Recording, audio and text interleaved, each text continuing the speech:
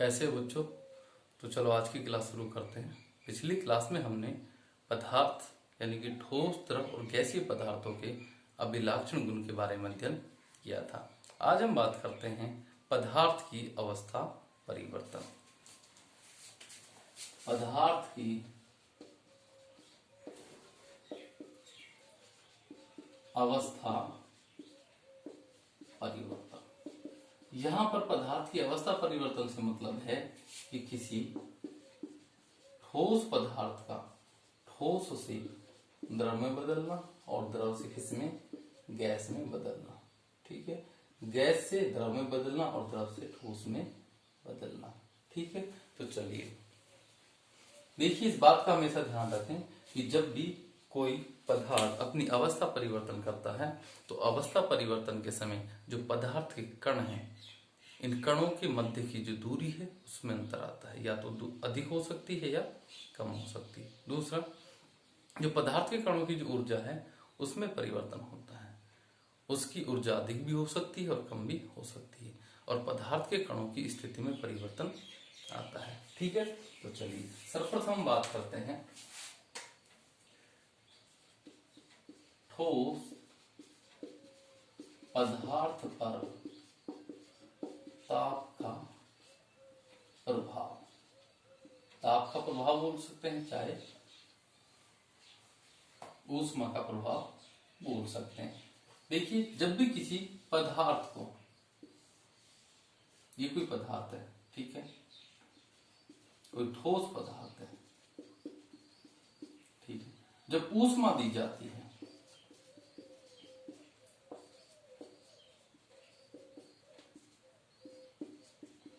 तो ऊष्मा देने पर जो पदार्थ के जो कण हैं, ये कण कंपन करने लगते हैं।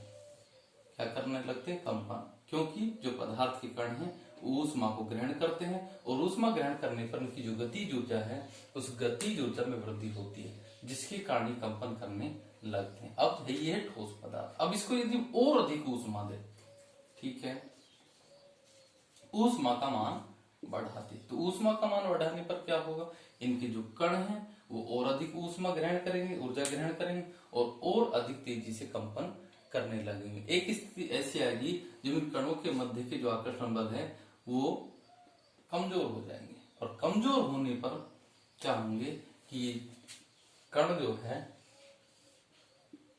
इनकी गतिज ऊर्जा इतनी बढ़ जाएगी कि जो कण है क्या हो जाएंगे, गतिशील हो जाएंगे। यानी कि ऊष्मा ग्रहण करके इनकी गतिज ऊर्जा में वृद्धि हो जाएगी और ये अपना नियत स्थान छोड़कर गतिशील हो जाएंगे। ठीक है, चलिए अब यदि इसे और अधिक ऊष्मा दी जाए तो और अधिक ऊष्मा देने पर इसके जो कण हैं, कणों के मध्य जो आकर्षण बल है, ये आकर्षण बल जब बहुत ज्यादा कमजोर पड़ जाएंगे तो ये कण अपना नियत स्थान छोड़कर, पदार्थ को छोड़कर बाहर जाने लगेंगे। ठीक है, और ये स्थिति कहलाएगी वाष्प। ठीक है, यानी कि गैसीय अवस्था। ठोस से द्रव में परिवर्तित हुआ और द्रव से किस में परिवर्तित हुआ, गैस में परिवर्तित हुआ। ठीक है, चलिए अब हम बात करते हैं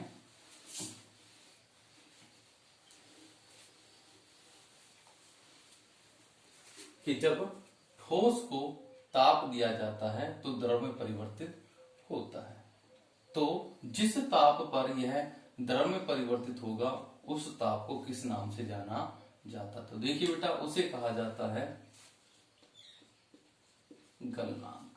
क्या कहा जाता है? गलनांक। ठीक है, परिभाषा किस प्रकार से लिखी हुई, ताप का वह मान जिस पर कोई ठोस पदार्थ द्रव में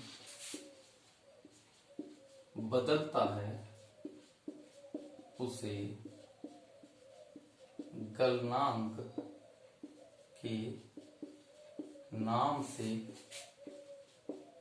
जाना जाता है। क्या कहा? गलनांक यानी कि गलने का अंक, ताप का वह मान जिस पर कोई ठोस पदार्थ द्रव में बदलता है उसे गलनांक के नाम से जाना जाता है। गलनांक शब्द का शाब्दिक मतलब निकालेंगे तो क्या निकल के आएगा? गलनांक अर्थात गलने का अंक, अर्थात जिस तापमान पर कोई ठोस पदार्थ गल रहा है। ठीक है, चलिए गलनांक से संबंधित एक परिभाषा और होती है जिसे कहा जाता है गलनांक की प्रसुप्त ऊष्मा। गलनांक की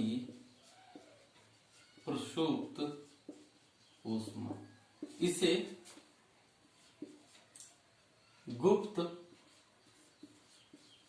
ऊष्मा भी कहा जाता है। चाहे गलनांक की प्रसुप्त ऊष्मा बोल लो और चाहे गुप्त ऊष्मा बोल लो। अभी तो हमने पदार्थ की अवस्था परिवर्तन की बात की थी, ठोस को ऊष्मा दी, द्रव में बदल गया, द्रव को ऊष्मा दी तो गैसीय अवस्था में चला गया। लेकिन अब हम एक निश्चित वजन की बात करते हैं, एक निश्चित वजन के ठोस पदार्थ की बात करते हैं और उसी के लिए गलनांक की प्रसुप्त ऊष्मा को काम में लिया जाता है। यानी कि गलनांक की प्रसुप्त ऊष्मा हम किसे कहेंगे कि 1 किलोग्राम ठोस पदार्थ को एक वायुमंडलीय दाब पर उसके गलनांक पर द्रव में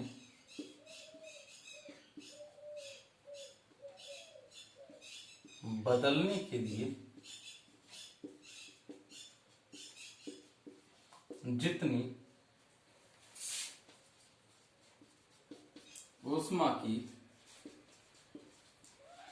आवश्यकता पड़ती है उसे गलनांक की प्रसुप्त ऊष्मा कहते हैं। ध्यान दें, यहां पर तो मैंने केवल गलनांक की बात की है कि ताप का वह मान जिस पर कोई ठोस पदार्थ द्रव में बदलता है यानी कि गलना प्रारंभ होता है उसे गलनांक के नाम से जाना जाता है। दूसरा है गलनांक की प्रसुप्त ऊष्मा या गुप्त ऊष्मा। 1 किलोग्राम ठोस पदार्थ को एक वायुमंडलीय दाब पर उसके गलनांक पर द्रव में बदलने के लिए जितनी ऊष्मा की आवश्यकता पड़ती है उसे गलनांक की प्रसुप्त ऊष्मा के नाम से जाना जाता है।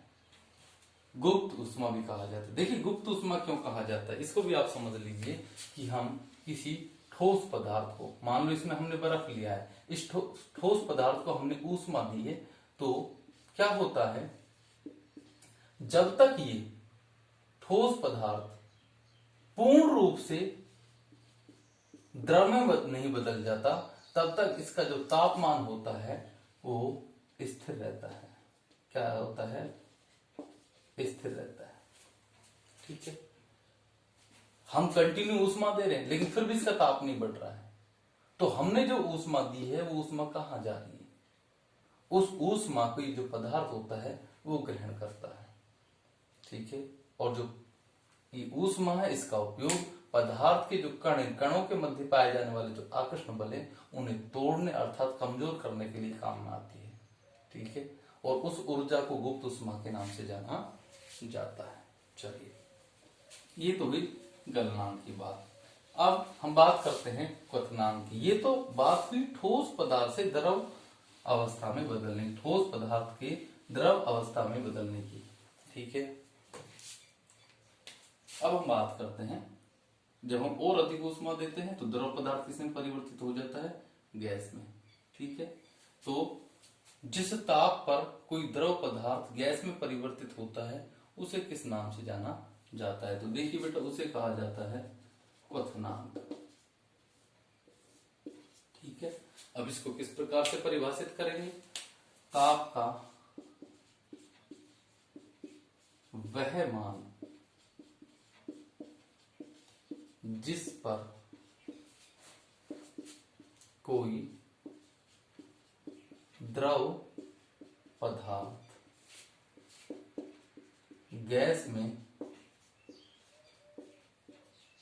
बदलता है उसे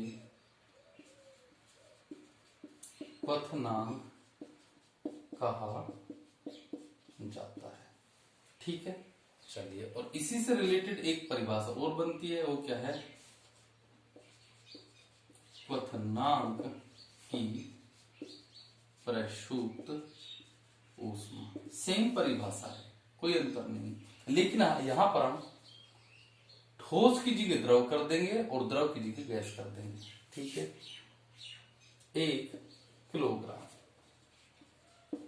द्रव पदार्थ को एक वायुमंडलीय दाब पर उसके क्वथनांक पर गैस में बदलने के लिए जितनी ऊष्मा की आवश्यकता होती है उसे क्वथनांक की प्रसुप्त ऊष्मा कहा जाता है। ठीक है, ध्यान से देखिए, क्वथनांक ताप का वह मान जिस पर कोई द्रव पदार्थ गैस में बदलता है उसे तो कहा जाता है क्वथनांक।